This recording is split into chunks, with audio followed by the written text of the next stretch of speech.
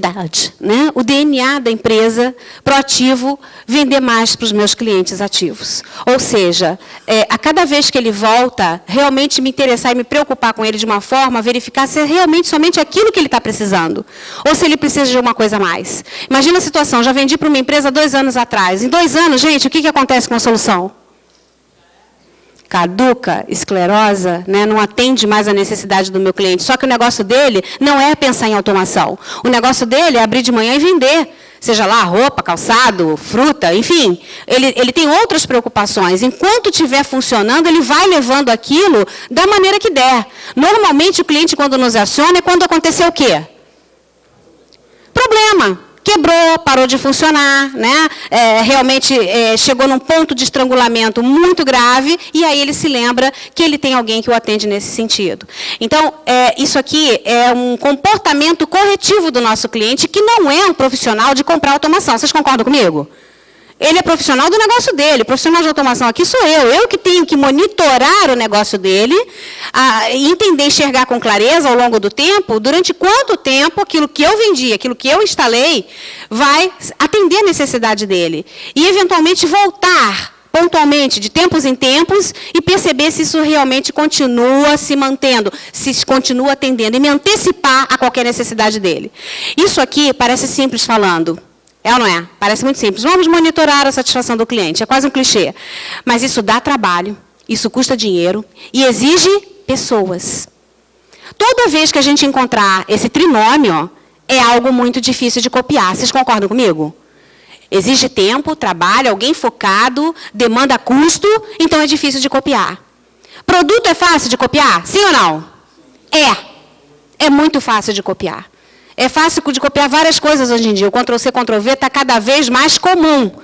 O que está difícil de copiar é o comportamento e a atitude das pessoas. Isso já começa a acrescentar na sua pergunta, tá, Eduardo? Então, vamos lá. Entender que o meu cliente, ele me procura, às vezes, pensando só na ponta do iceberg. Quando eu vou lá, eu identifico que ele tem uma situação muito maior e mais complexa que eu preciso atender. Já aconteceu com vocês? De chegar no cliente, surpresa, nossa, esse cara precisa de muito mais do que ele imagina. E a gente entra num processo de convencimento. Se eu conseguir antecipar a demanda, me preocupando com o negócio dele, eu deixo de ser uma simples fornecedora e passo a ser uma parceira. Diferença entre fornecedor e parceiro. O fornecedor quer vender. E o parceiro? O parceiro quer atender. O parceiro é cúmplice, sócio do negócio do cliente dele. Ele se preocupa efetivamente e de forma autêntica com o sucesso do cliente dele. E isso é difícil de conquistar, difícil de construir, mas difícil ainda de manter. Relacionamento, então, com clientes ativos. Investigar o que já foi vendido, o que pode ser complementado, o que deve ser substituído. Vocês conseguem imaginar quantos clientes ativos vocês têm hoje? Com quantos vocês conseguem esse nível de comunicação? Tá bom esse nível de comunicação? Quem quer me responder? Pode melhorar? Deve melhorar? A gente tem uma expectativa em cima dessa melhora de comunicação? O que vocês acham? Tem ou não tem? Tem. Porque a gente vai se antecipar as demandas, e uma demanda antecipada é uma demanda mais pensada, ele consegue se programar melhor para investir, eu consigo me preparar também para melhor atendê-lo, e todo mundo vai ficar feliz nessa história. Se certificar da satisfação dos clientes. Como é que faz isso? Gente, está aqui, tá? Fiz questão de colocar. É ligando mesmo. Ligando, perguntando, marca uma visita, vai lá. Eu quero saber hoje como é que você está. Simples assim. É uma preocupação autêntica. Isso dá trabalho ou não dá? Dá trabalho. Até que ponto a gente investe nisso? Qual é o tempo que a gente dedica para esse tipo de preocupação, para esse tipo de relacionamento? Ter convicção de que eu atendi, que eu supri as necessidades do meu cliente, investigar necessidades ou problemas que eventualmente ele tenha ou venha a ter. Porque coisas que a gente antecipa, a gente consegue resolver melhor ou não? A gente consegue resolver melhor. Às vezes o cliente não está nem percebendo que ele vai ter um problema. Apresentar, então, uma proposta para o meu cliente, apresentando a situação atual dele, ou seja, como é que você está e como é que você pode ficar, uma alternativa positiva de forma antecipada. O que vocês acham disso aqui? Isso aqui pode ser um diferencial competitivo importante para resultados de vendas? Pode ser? Legal. Agora, implementar isso, como eu falei para vocês, aqui é simplesmente descritivo. Estou dizendo para vocês como fazer. Mas eu garanto que vocês estão aí pensando em como fazer. Que quanto tempo dedicar, que pessoas eu alocaria para isso. Eu dividiria por carteiras. Eu pegaria os clientes e segmentaria os meus clientes VIP. Começaria pelos que me voltam mais, aqueles que me retornam mais, aqueles que me dão um maior retorno, inclusive financeiro, no faturamento. Depois investiria um tempo para pensar lá na camada intermediária dos meus clientes, no nível B, e depois, então, me preocuparia com C. A gente tem que fazer isso de forma organizada. Quantas pessoas eu alocaria para essas funções? De quanto em quanto tempo eu falaria com meus vendedores a respeito disso? Isso se chama pós-venda. É pré-venda e pós-venda. A gente tem que investir um pouquinho mais em cima dessas duas ações. Porque no dia a dia a gente se preocupa mais em quê? Na venda, né?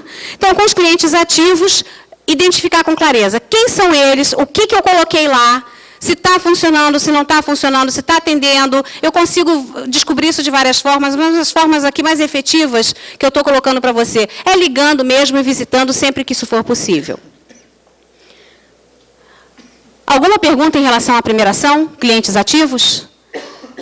Por favor.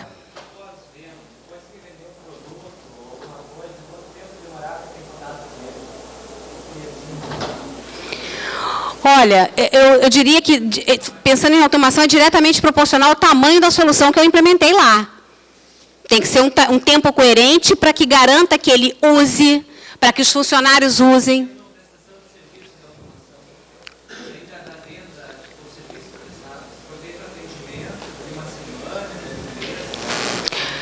Eu acredito que o prazo de uma semana estaria de bom tamanho para um pós-venda light, do tipo, eu ligar, eu mesma vendi, ou uma outra pessoa ligar, e perguntar se a gente corresponde à expectativa em termos de tempo, se toda a solução está atendendo bem, se os funcionários estão se sentindo seguros para utilizar equipamento.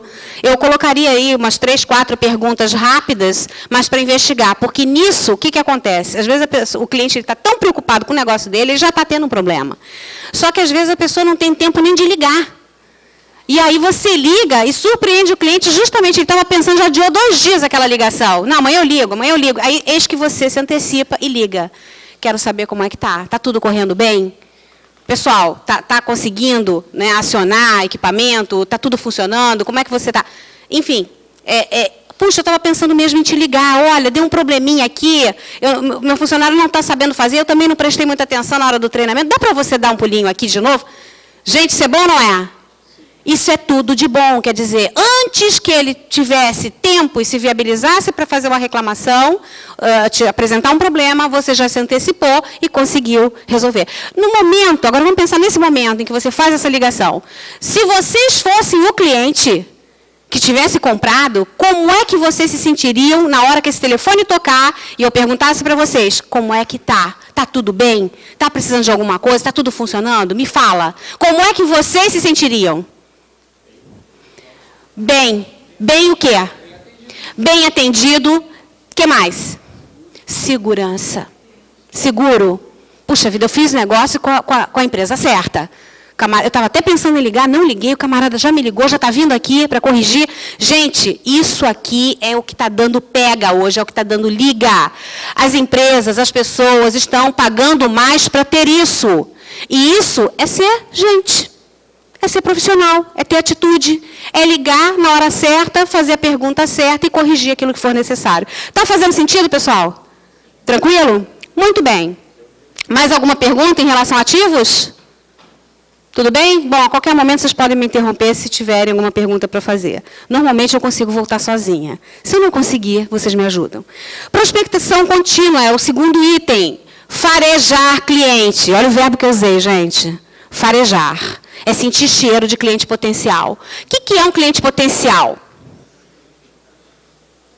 O que pode ser um exemplo de um cliente potencial?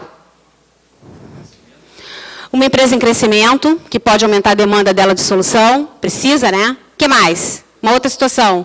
Uma empresa nova. Uma empresa nova, não existia, vai abrir a porta. O que ela vai precisar? Eu tenho que estar lá antenada, eu tenho que estar ligada para fornecer, para me apresentar, para apresentar minha empresa, falar das minhas possibilidades, né?